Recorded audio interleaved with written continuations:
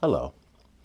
Today's book is nonfiction again, and it's one I'm very pleased to be able to talk about because I think it's really good. And it's also about someone who I've long admired, a someone who I'm actually a fan of. I'm not that much of a fan of that many people, but especially movie people, things like that. But it's called Charlie Chaplin versus America: When Art, Sex, and Politics Collided, by Scott Eyman, E Eyman, Scott Eyman. So this is a new biography, as I said, and I listened to it on an ebook because I have this Audible thing, and it was just available more quickly than it would have been trying to get it from the library. The reader in the ebook did a really fine job. It's good. As I said previously, seems like nonfiction works better for me with ebooks than fiction. If it's a fiction, I'm out walking around doing this and that and can't really get immersed in a story and an atmosphere of a story. But nonfiction doesn't really have that kind of atmosphere most times. That kind of setting demand. So anyway, nonfiction is what I listen to in the ebooks.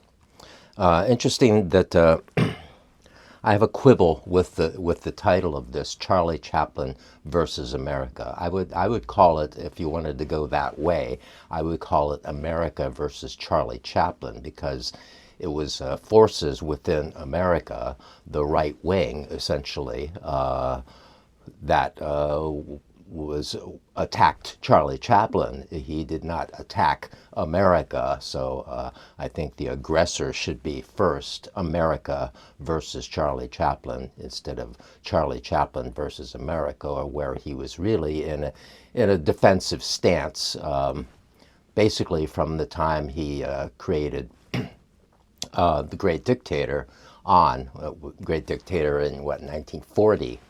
And the problem with The Great Dictator, I mean, believe it or not, any of us who've seen The Great Dictator now know that it's, this big anti-Hitler movie, because Charlie Chaplin got the idea of the happenstance of his little mustache and his appearance being a lot like that of Hitler, and actually they were the same age, basically. So he ended up doing this amazing movie in 1940, which is an attack on Hitler and everything that he stands for, and making him a buffoon. But this was before the U.S. entered World War II, and it was noted that it was premature anti-fascism, and it was also going along with the times where he was talking about opening a second front in the war in Europe, helping out the Soviet Union, who was basically on its own fighting against the Axis powers in Europe, not the Nazis. So that was the beginning of his troubles of America being versus Charlie Chaplin in what happened with The Great Dictator. Now, I'll talk about my history with Chaplin a little bit. I'm, as I said, I'm a big fan. I think basically my favorite movie is City Lights, which is 1931. But even though it's a few years after the end of the silent movies and when sound was really coming in, he went ahead and made a pantomime movie again, and a really great one, City Lights, which has a lot of emotional depth in it, at least for someone like me. How I got involved with Chaplin is, as I read the book, I saw that he talks about the reissues that went on in the 70s and so forth. A lot of this material was not available, was not being distributed all through the 50s and into the 60s. they were just because of the feelings toward Chaplin with the time of the Red Scare and the 50s, the time that the CIA was basically running everything, and all this belligerence toward the Soviet Union and communism. Funny thing is, at the same time I'm listening to this, I'm also reading and just finishing up JFK and the Unspeakable by, I think, James Douglas.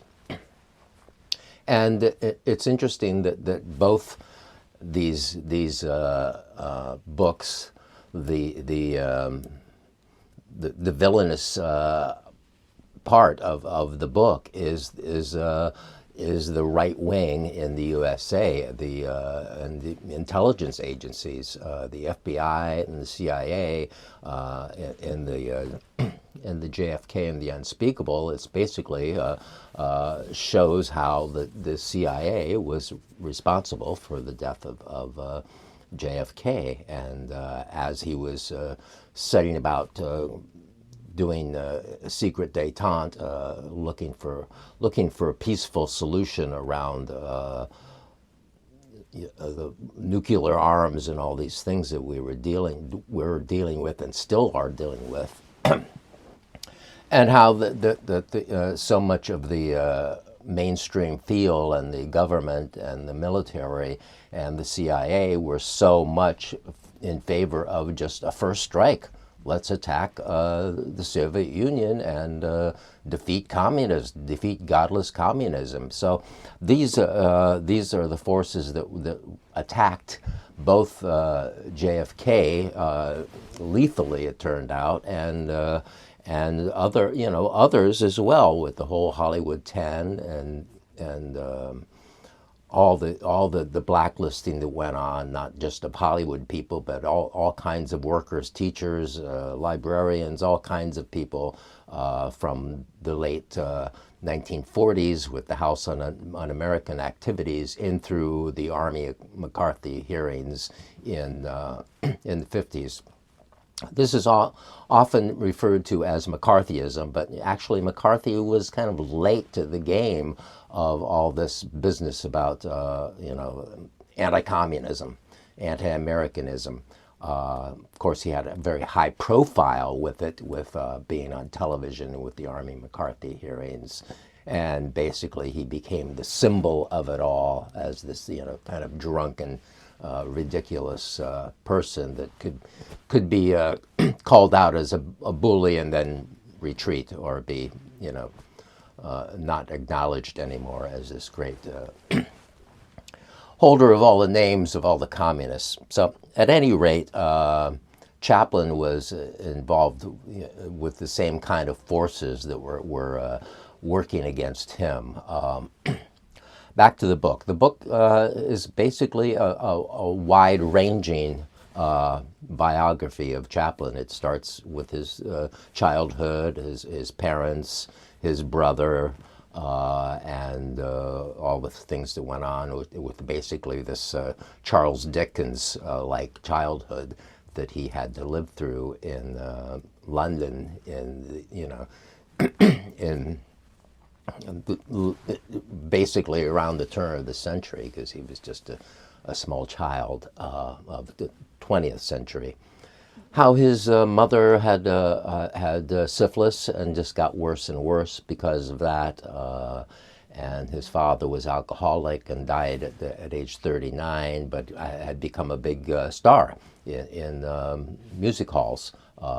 Charles Chaplin Sr. And part of his appeal and stardom was he would go out and drink with the guys afterwards, and become a regular fellow. Well, this has caught up to more than one player in life, and it happened to not work out well for Charles Chaplin Sr. So Charlie, buffeted by all this, and seeing what alcohol did, was not a drinker at all. He was a teetotaler. He himself became a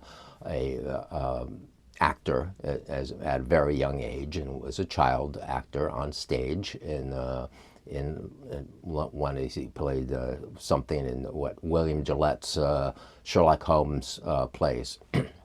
So it goes through the whole story of getting involved with Fred Carno and coming to America, and it's a really interesting story of a unique thing that could never be repeated.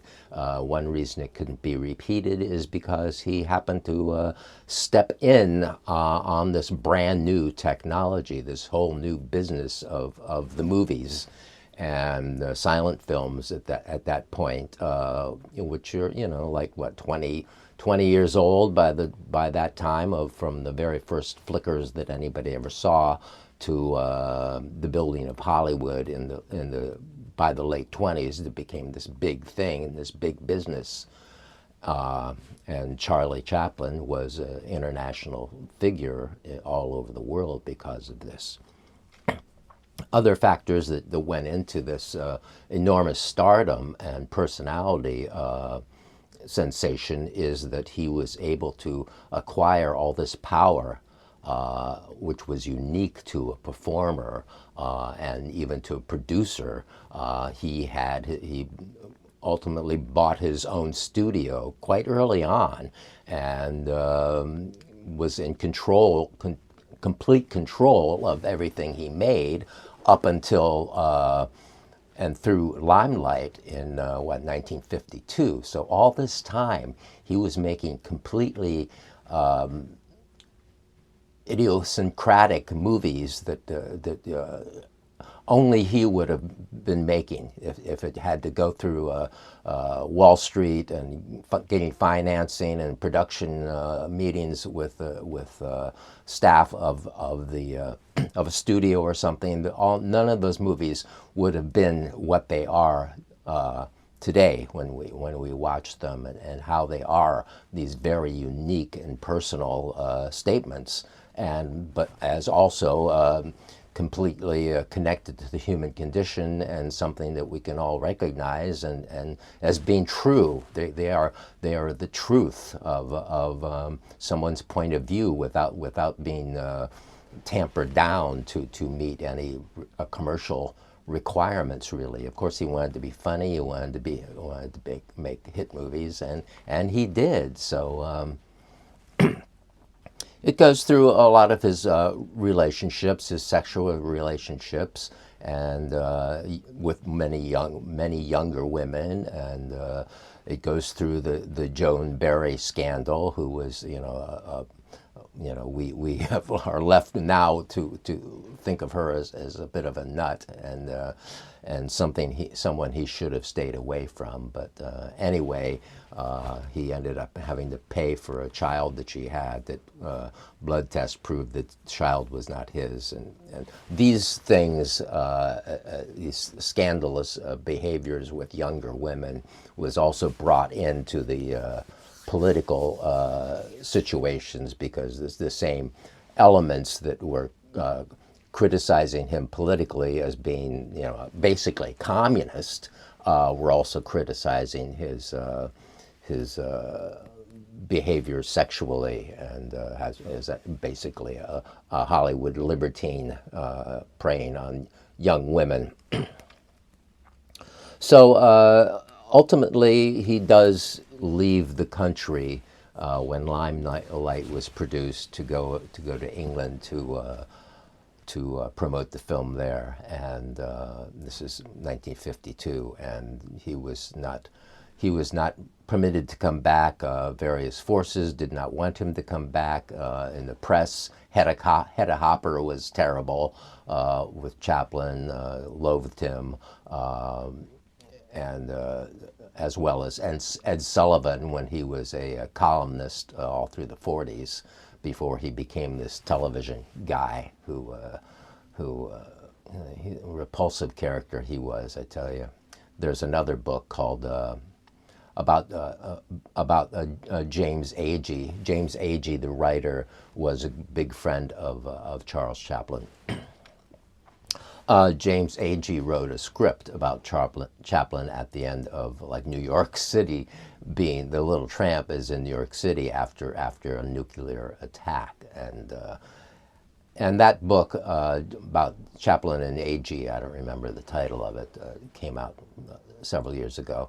Has a lot of the same material as is revealed in this one about the politics and how Chaplin was hounded out of the country, and how Ed Sullivan was part of that. So that was actually from that book.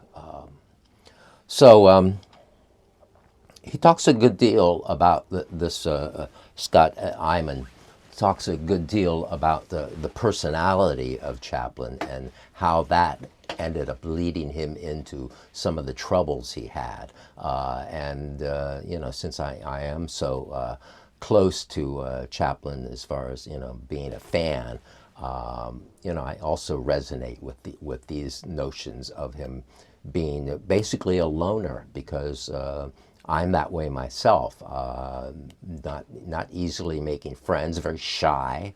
You know, I can do this sort of thing, and Charlie could do his bits at parties, whatever. But you know, was basically shy, and acknowledged that through his life, and that made it so he didn't have a lot of the connections that a lot of other people in Hollywood did, as well as this independence, which a lot of them resented, that he had the power, like, you know, that studios didn't have to make what he wanted to make, which was, you know, as I said, rare and special. So that factor of him not being a buddy, not being part of Hollywood, Hollywood scene, hardly at all, just sort of kept to himself and worked very hard, and made his films as he wanted to make them. You know, if it took 400 takes of something, that's what he would do to get it exactly the way he wanted to. So. As for the films themselves, as I said, you know, the City Lights is my favorite movie, and that has a lot of this business about the shyness in it. He is a shameful tramp, and in the very end, he basically doesn't have a shirt. I think he's in the worst condition ever after he'd had this big relationship with this woman who was blind and did something to help her to see. And the final shot of the movie is where she can see, and she can see him finally, and you know, it's not being revealed that he is the one that's helped her all this time, but she can see him, and yeah, and he says, so you can see what I am, and to me that says, you know, if you can really see who I am, would you still love me? If you can see the depths of the flaws of my personality and what I really am, would you still be able to love me then? And you know, that's really kind of the main question of association, and certainly a kind of question that a shy, reticent person would ask, and therefore, you know, stay away.